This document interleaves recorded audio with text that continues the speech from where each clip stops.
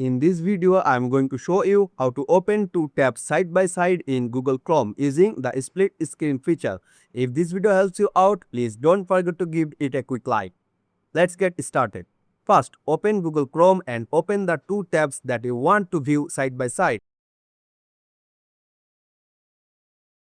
Go up to your tabs and right-click on the tab that is on the right side. From the menu, select Add tab to New Split View. This will instantly open a new window, displaying both screens perfectly side by side.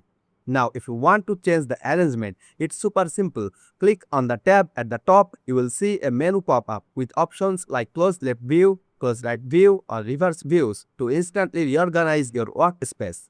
If you want to turn the split screen off entirely, just click on Separate View. So that's guys, thanks for watching and enjoy your new workspace setup.